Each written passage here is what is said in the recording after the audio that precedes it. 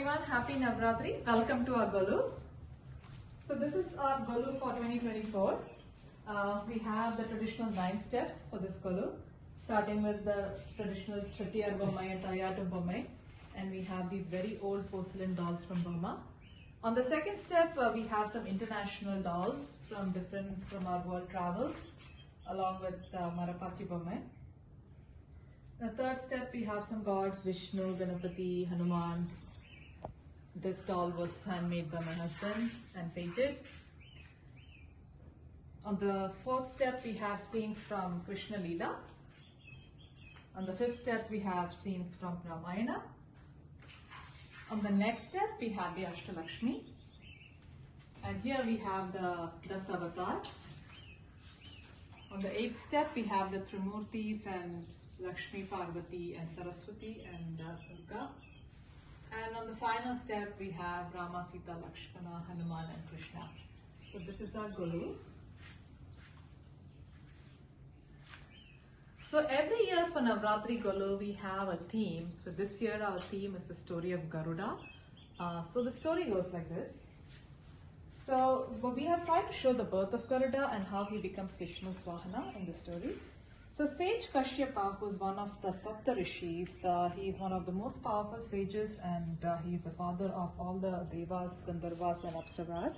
He had 13 wives, and his 2 wives, Vinita and Kadru, he gives them a boon and asks them what they want as sons.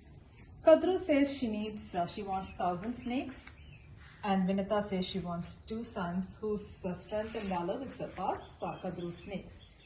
So sage Kashyapa performs a sacrificial yagna, and at the end of the yagna, Kadru gets 1,000 snakes and Vinita gets 2 eggs.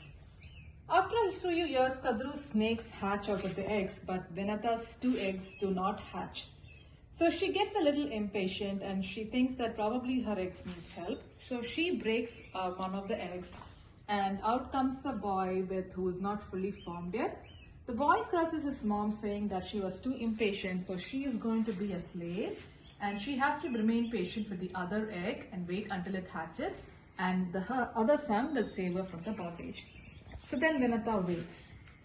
In the next scene, we have shown a forest scene where Kadru and Vinita, they go to the forest and they see a white celestial horse, Uchcharagas. So they start arguing about the color of the horse. Vinita says it's a white horse, while Kadru says it's a white horse with a black tail. So then Kadru tells Vinita that they'll come back tomorrow, and if the horse has a black tail, then she has to be her slave for going forward. So then Kadru calls the sons, the Naga snakes, and tells them that they do something and make the horse's tail black. So when the next day when Kadru and Vinita go to the forest and they see the horse, they see that the horse indeed has a black tail. But how is this possible? Like, because Kadru's son, the snakes, they intertwine around the horse's tail and it becomes black. So Kadru wins by cheating. So Vinita becomes her slave. So after a few years, the second egg of Vinita hatches and out emerges Garuda. Garuda is a half bird, half man, very powerful.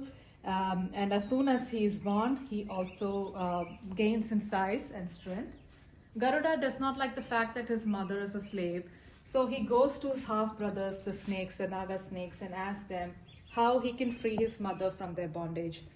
So the snakes tell him to go to Indralok or heaven and get the box of Amrit. So Garuda agrees because he wants to save his mother. So he decides to go to Indralok and get the Amrit. So Garuda now flies to Indralok. So this is Garuda. He's flying to Indralok.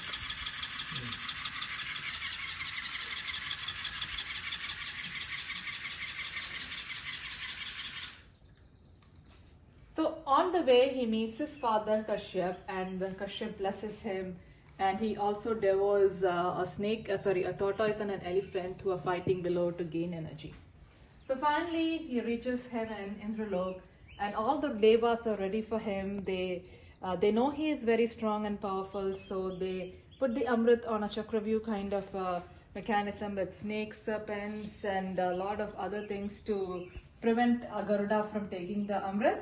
But Garuda defeats all of them. He's super strong, so he defeats all of them and he takes the Amrit from there. So on his way back, Lord Vishnu, he sees Garuda and he's very impressed with the fact that Garuda did not take a drop of Amrit for himself. Even Devas cannot resist the temptation of the Amrit, but Garuda was able to. So Vishnu was very, very impressed. And then Vishnu gives Garuda 2 boons and then asks him what he wants. So Garuda says he would like to be Vishnu's vehicle. So that's how he becomes Vishnu Vahana. Here you can see Garuda with Vishnu on his head and he is flying away. So he takes the Amrit and then goes back to his place. Lord Indra, who is the king of Devas, tells Garuda that he shouldn't give the Amrit to the snakes. But Garuda says that he has to free his mother from the bondage. So he has to give her, but Indra can take it away from the snakes. So Garuda takes the Amrit back to the snakes and frees his mother. And then he tells the snakes that he is going to leave the Amrit in the forest. And once they are done with the bath, they can go and take it. So the snakes go to take the bath, and when they go back to the forest to get the Amrit, Lord Indra takes the Amrit and flies away. So that way the snakes are cheated and they don't get the Amrit. So the Amrit goes back to heaven. And yeah, that's what we wanted to show in our theme, the story of how Garuda was born and how he ends up being Vishnu's son.